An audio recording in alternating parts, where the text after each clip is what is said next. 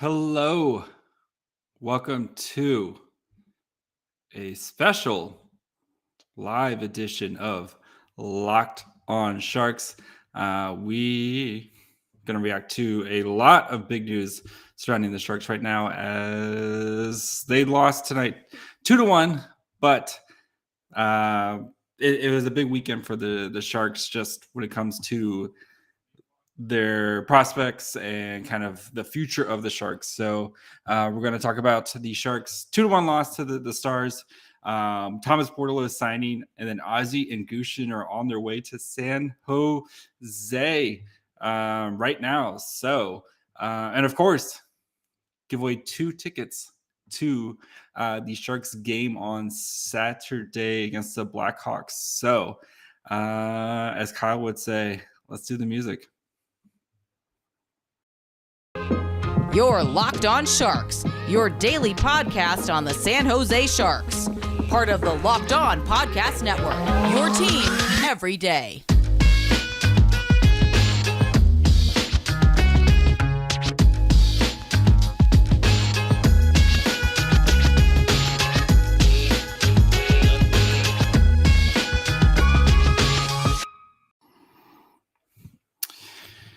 I'm your host, JD Young.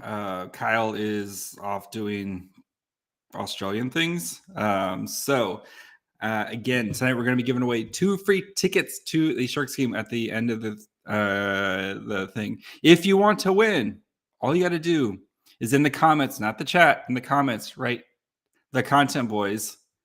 And I will do, at the end, I'll give a free, I'll do like one of those little picker things. So we'll do set of tickets. We'll do a free year subscription to San Jose Hockey Now as well. So go ahead in the comments, just type in the content boys and then that'll automatically enter you to win. If you're not like in San Jose or not actually able to make it to the game, like please, like don't be that guy. If you're like living in somewhere else, just go.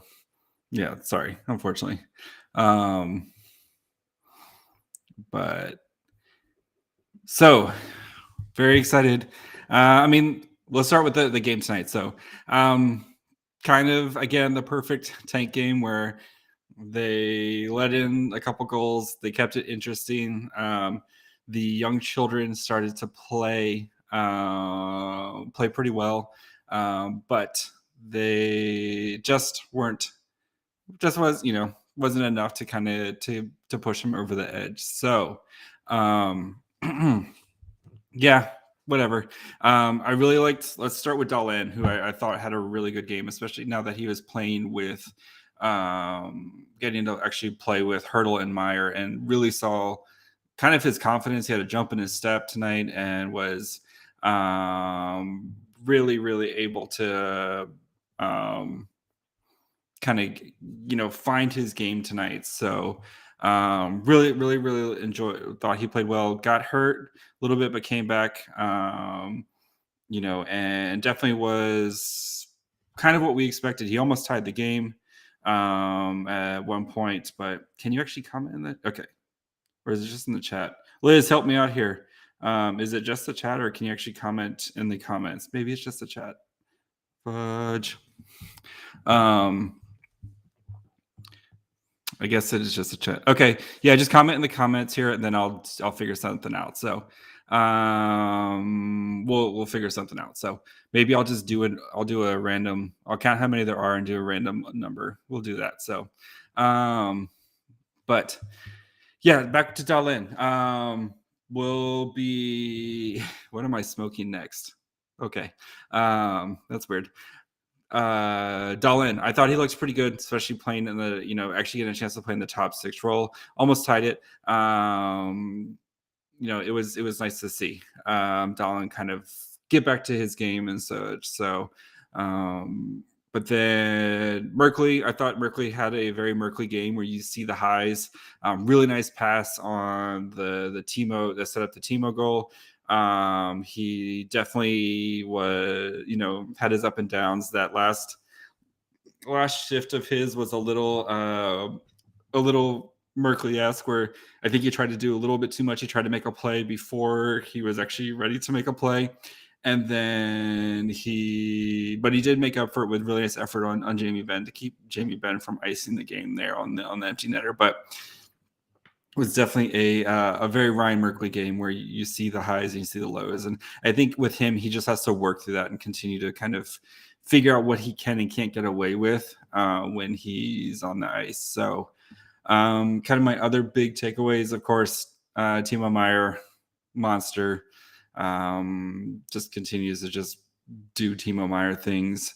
I really liked. I also did like the as weird as it sounds, the Shimoleski Nieto Gregor line kind of seems to work. They had that really nice play where it looked like it was going to, like Sasha dumped into what looked like it was going to be an icing, but then Gregor used his speed to go get the puck, and had a really nice chance there off the rebound off the boards. But that line, was definitely looked good tonight. I mean, let me pull up their fancy stats here. Sharks 4. Oh, not Sharks. There's so the Nieto Sasha Gregor line, they played 5-on-5. They played 10 minutes 25 seconds together, and they were really solid. They had 11 shot attempts for us. They gave up 7 shot attempts for a Corsi for of 61.11. Actual shots on goal was 6-1, which is what you like to see. So that line looked really good together. Some of the other lines, the VL Weatherby Reedy line, so they played 5:55 time on ice together. 5 shot attempts given up to 3 shots for, with actual shots on goal were 3-1. The Dahlin Hurdle Meyer 10:37, and then they had 12 shot attempts for, gave up 10 shot attempts. Actual real shots was 4-6, but they did score the goal. And then the Balsers Couture Benito line, they kind of got worked tonight a little bit. 11:31 time on ice at 5-on-5. 9 shot attempts, 14 shot attempts given up. Actual shots was 5-5. So, I think though with the Benito on the wing there, I think I talked about it last podcast, where I think they're really trying to give Sasha Shimoleski that audition for the 3C going into going into next season, like kind of let him see if he can hold down his own there. But I thought that line is one of the better Sharks lines tonight. So if you guys have questions, I'll go ahead and kind of start answering them. Someone will blame this on EK65. So it sucks with Karlsson being hurt, but I mean, I think the Sharks have nothing to play for. And if Karlsson needs to go rest and stuff, and that lets Merkley play right now, that's fine. We know exactly what Erik Karlsson is. And this time of year, I'd rather see, as much as I love watching Karlsson play, I'd rather see Merkley get ice time right now. So, let's see, is Bordeleau playing? We'll get to Bordeleau here in a minute.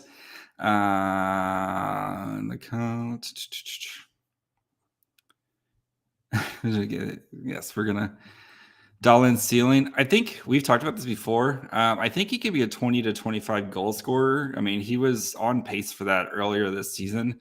He had 10 goals in the first, I forget, it was 20 or 25 games, something like that. And he was lighting it up. And then the moment that he hurt his shoulder, that his season just kind of flipped from there. So I really expect, I think shoulder, and then he had COVID, and then he got hit in the face with a puck, and that knocked him out for a couple games. Like, I think those things kind of just added up to what happened for Dahlin's season. So I was at the benchmarks for the rest of the season and next season. Poor Ryan Merkley.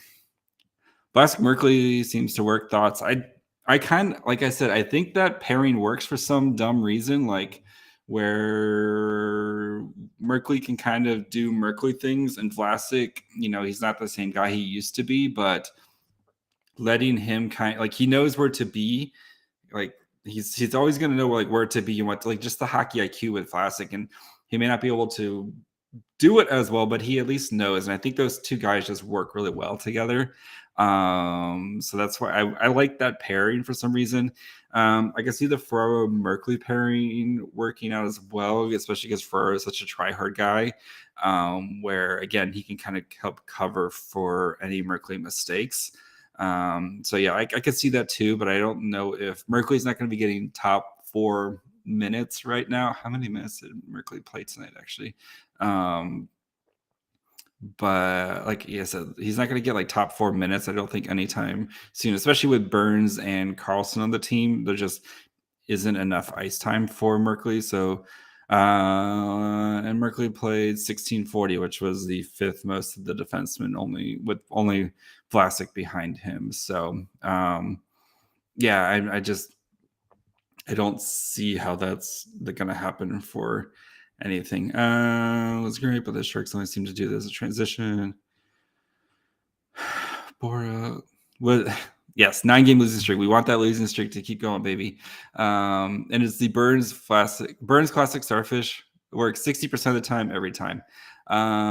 So let's talk about the Bordeleau. The Bordeleau hype train is here, people. Officially signed his ELC today. He played 2 games with the Barracuda, and the Sharks were like, that's enough of that. You need to come play up here.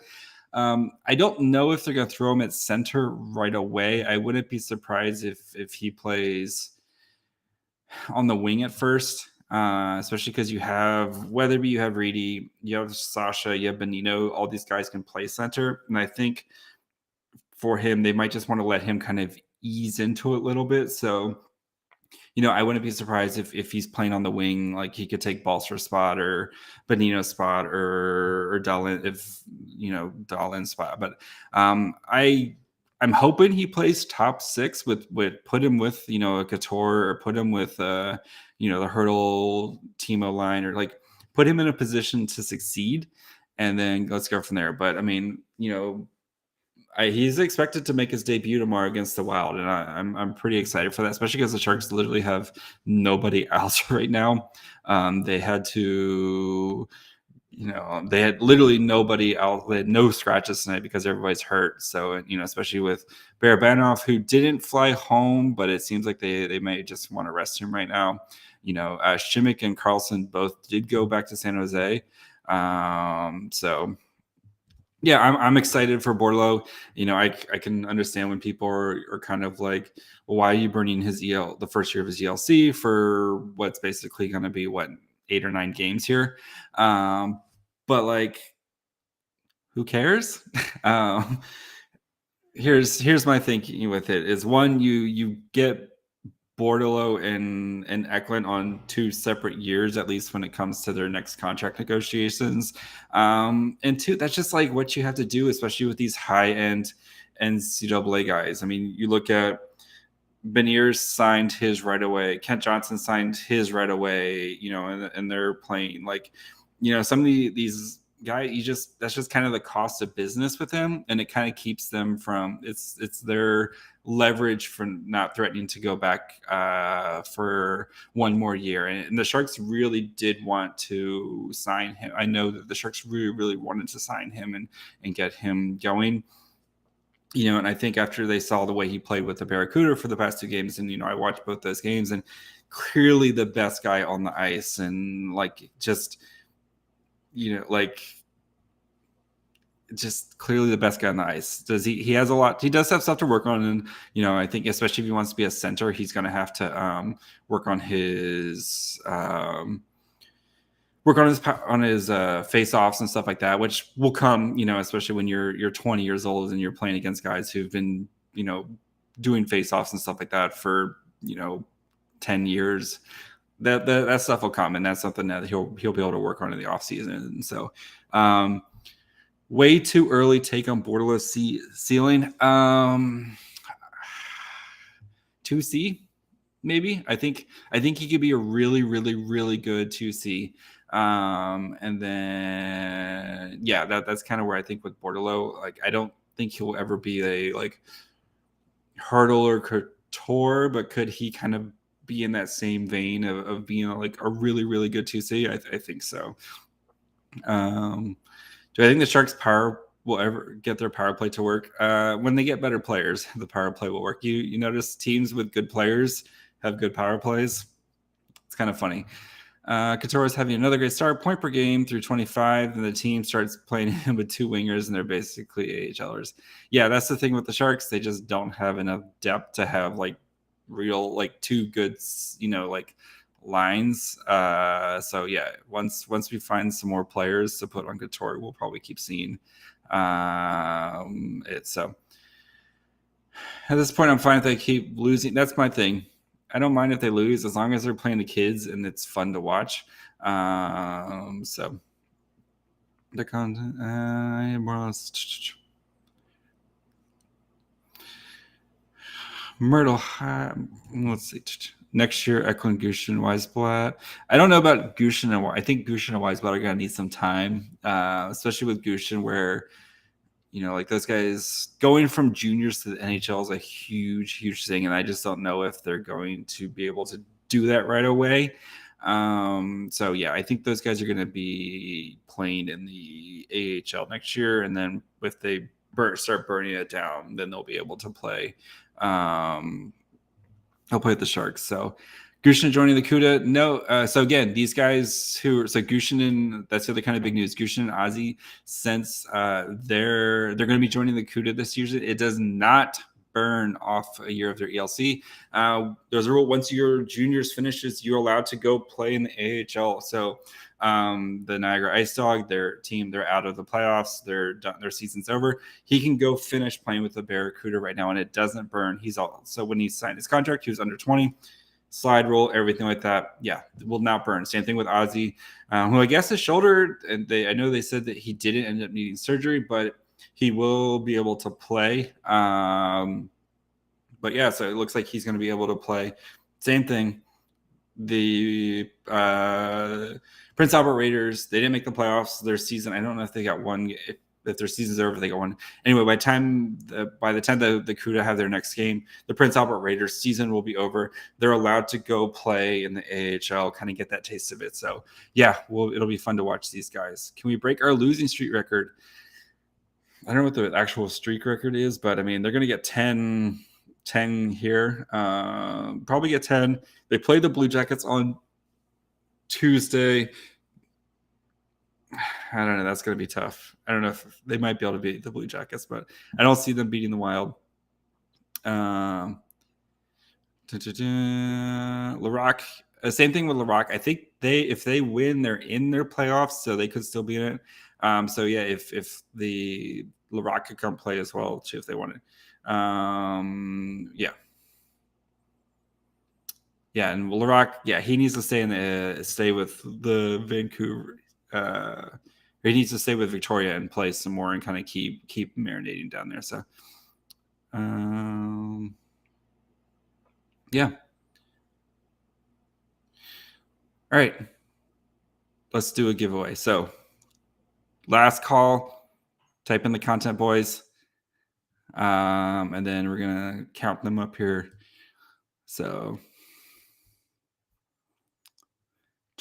Yeah, so type in the content, boys, and then so I'm going to pick 3 winners, 3 people. The first winner will be for tickets. The second one will be for the San Jose Hockey Now, and the third one is going to be a backup in case something happens. So we got 1, 2, 3, 4, 5, 6, 7, 8, 9,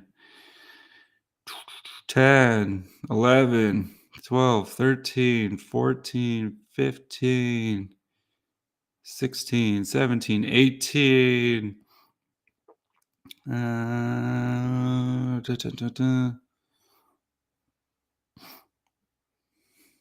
19, 20.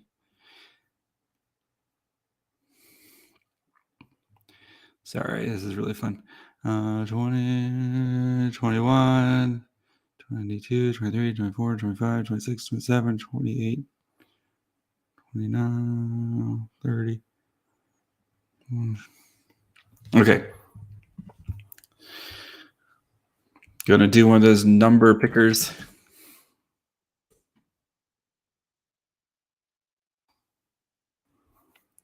And I will share my screen so you guys can see I'm not screwed. Don't have too many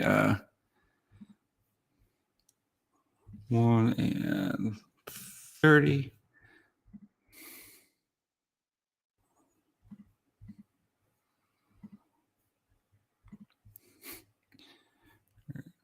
We'll do 40.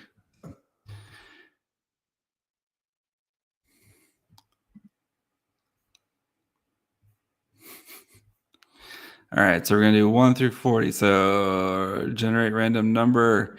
So number 16, whoever was the 16th person to comment to the Content Boys wins tickets. Let's see. 1, 2, 3, 4, 5, 6, 7, 8, 9, 10, 11, 12, 13, 14, 15, 16. So, Hal Wilkins, you have won tickets to this Saturday's game. So, DM me. You can either DM me on Twitter at my account, or you can DM the Locked On Sharks account. Either way, and we'll get you set up with your tickets. So, congrats to Hal Wilkins. And then we'll do the next one to find out who won the free year of San Jose Hockey Now. 35. So 16, 17. This is fun. 18, 19.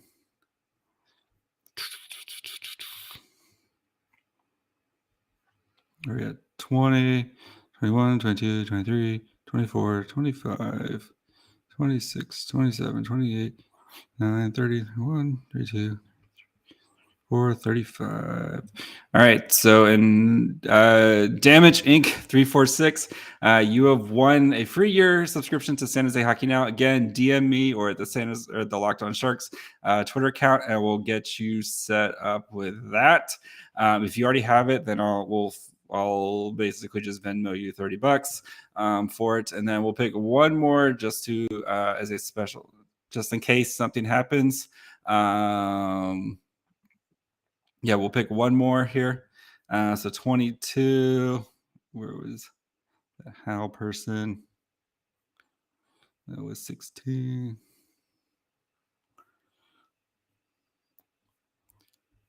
Where are you at?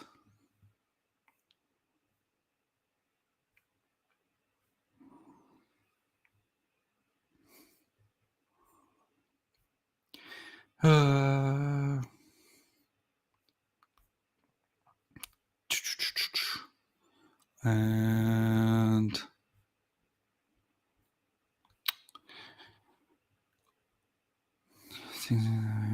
all right. And then here is our Ayush Tarka. I just screwed up your name. You are a backup. So if they don't claim the tickets or they don't claim their San Jose Hockey Now, you are the next in line. So sweet. So that'll do it for the live stream. Thank you guys for joining. Try to do some more of this stuff here soon. But yeah, on Monday, we'll talk about the Wild game. Of course, we'll talk about Bordeleau's debut. Anything else that happens. Again, thank you guys so much for all your support. We really do appreciate everything you guys do to help support us. If you haven't subscribed, please do. We like, we're really close to hitting. We want to hit that 1,000. Really want to hit 1,000 by the draft. So please do subscribe. It means a lot to us if you haven't already. We'll try to do some more fun stuff, especially as the draft comes. If you guys are new, again, the draft is where we kill it. Like the off-season content is where we kill it. So we're gonna have a ton more profiles. We're gonna look into potential free agents, make our roadmap for the Sharks to make sure that they make the playoffs, all that fun stuff. So please subscribe. You can, of course, can follow us on all the brands, Locked On Sharks, Twitter, Facebook, Instagram. Again, if you're a winner, DM us wherever you can. DM us, and we'll help get you set up with your tickets and your free years of San Jose Hockey Now. And then we'll be back again on Monday. I think it'll be just me. Kyle is continuing to be doing Australian things. And then Shang is going to be on for Tuesday, so that'll be fun as well. And yeah, go listen, download, subscribe, all that fun stuff. And I'll talk to you guys soon. Bye, friends.